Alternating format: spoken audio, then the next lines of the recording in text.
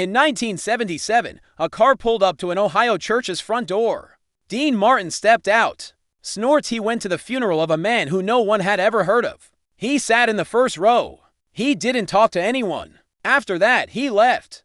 No one knew why for 30 years. After Dean Martin died, the truth came out.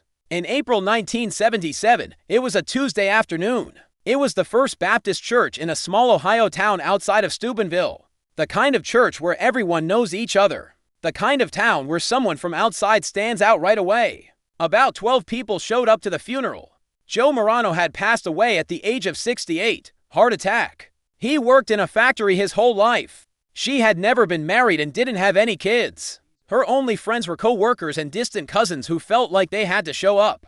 There wasn't a big service. There was no big deal about the service. It had not been an exciting or interesting life for Joseph Marano. He had never been rich or famous, and he had never done anything that would make the news. He worked hard and kept to himself like most people do. Everyone heard it just as the service was about to start. Hearing the sound of a fancy car pulling up outside. Anyone could hear the change in a town where most cars and trucks were 15 years old. The church doors then opened. Then Dean Martin came in. Not a person who looked like Dean Martin or someone pretending to be Dean Martin. The real Dean Martin, the coolest guy in the world and one of the most famous artists ever. He was dressed in a classy black suit and sunglasses. He looked exactly like Dean Martin should, calm and polished. But there was something else in his face that made it look serious and sad. 12 people at the funeral looked around. Someone asked in a whisper, "Is that Dean Martin?"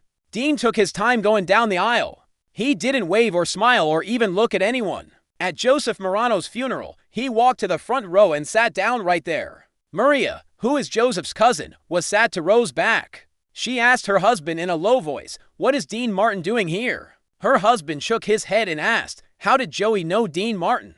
He had no idea. Reverend James Walsh, the preacher, was just as lost as everyone else. He was getting ready to do something simple for a simple man. Dean Martin was now in the front row. Everything changed, or did it?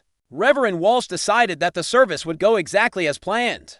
He talked about Joseph Marano, the quiet factory worker who kept to himself, but was always nice to others. He lives next to. It was a simple funeral for a simple life. Dean Martin sat still the whole time of the service. He wasn't sad. He didn't move around. He did nothing but listen and show respect. People began to stand up as the service finished, getting ready to go to the cemetery for the burial. People would usually go up to Dean Martin at this point and ask for his autograph, how he knew the dead person, or what he was doing there. But before anyone could do anything, Dean Martin got up, went over to the coffin, and briefly touched it. After which they turned around and left the church. The car was already leaving by the time people got outside. Dean Martin showed up, stayed for the whole service, and then left without saying a word to anyone. The shock hit Maria Marano hard. Did that just happen? Did Dean Martin really say that? It was confirmed by everyone. Dean Martin was there, but no one knew why he was there. The question was all anyone could talk about at the funeral. What link did Joseph Marano have with Dean Martin? For most of Joseph's life, they lived in the same place. No one had ever heard Joseph talk about Dean Martin.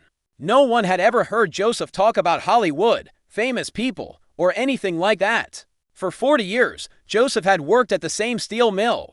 Aside from going to California, he had never moved much or worked in show business. He was pretty much the furthest thing from show business. Maria went through all of Joseph's things after the funeral. She was trying to find anything at all. A letter from Dean Martin, a picture, a link, and an explanation for why one of the world's most famous people had come to the funeral of her cousin.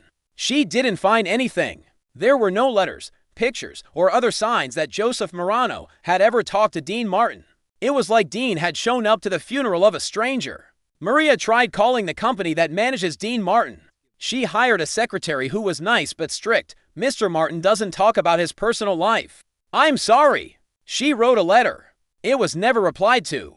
People in their small Ohio town told stories about it for years. Do you remember when Dean Martin went to the funeral for Joey Marano? It was talked about in clubs, at church, and at family get-togethers. It was hard for everyone to figure out. Some people had ideas. Dean may have been helped by Joseph before. It's possible that they met during the war. It's possible that Joseph was Dean's real father, and no one knew.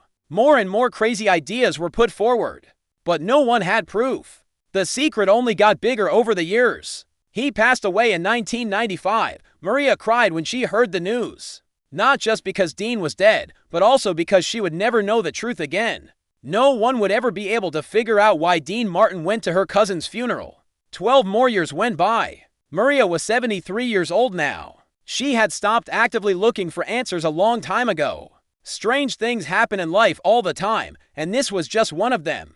Next, in 2007, something took place. One of the people who talked to a small entertainment magazine was named Patricia Moore. It was Patricia's job to help Dean Martin from 1975 to 1982. She was no longer working in writing a book about her time with Dean. She was asked by the reporter, "What's the most surprising thing about Dean Martin that no one knows?" Patricia took a moment to think. Then she said, "He went to this funeral in 1977 in Ohio. I made everything happen. Dean told me not to tell anyone about it while he was still living. I think I can finally tell the story now that he's been gone for 12 years. The news person leaned in.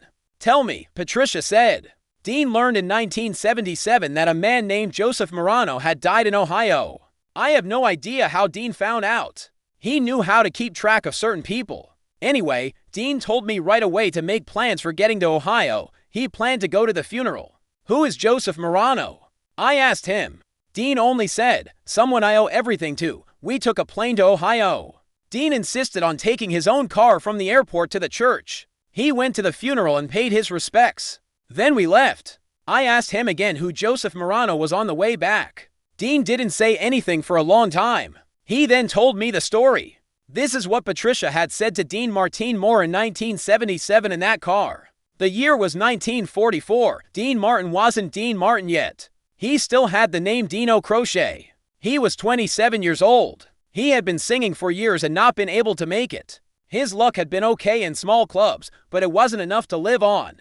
By the end of 1944, Dean had no money at all. He was kicked out of his flat because the rent wasn't paid. He slept in his car when he had money for gas and on park chairs when he didn't. One day was in his city of Steubenville, Ohio, on a very cold night in November. Someone stopped him as he walked down the street, trying to figure out where he could sleep that night. The man was about middle-aged and was dressed like a factory worker. "Are you okay, kid?" he asked Dean. "It looks like things are going wrong for you." Dean was too proud to say how bad things were, so he said, "I'm fine." The man looked at him. "When's the last time you ate?" Dean forgot. It had been 2 days. A $20 bill came out of the man's pocket.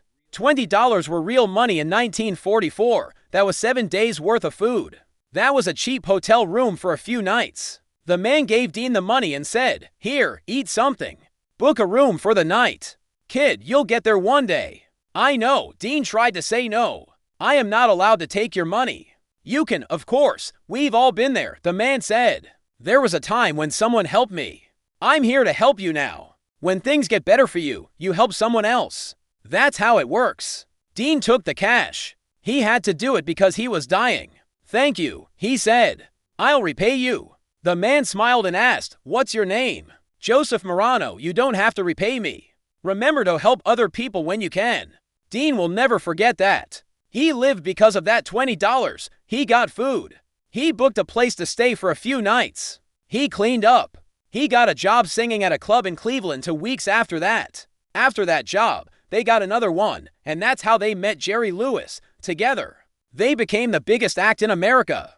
Dean will always remember the person who gave him $20 when he had none. Dean looked for Joseph Marano many times over the years. They were hired by him. He found everyone from those times in Steubenville that he could remember. But Joseph had just been a normal mill worker. Ohio had a lot of Joseph Maranos. Dean was so young and scared that night that he couldn't remember exactly what Joseph looked like. But Dean never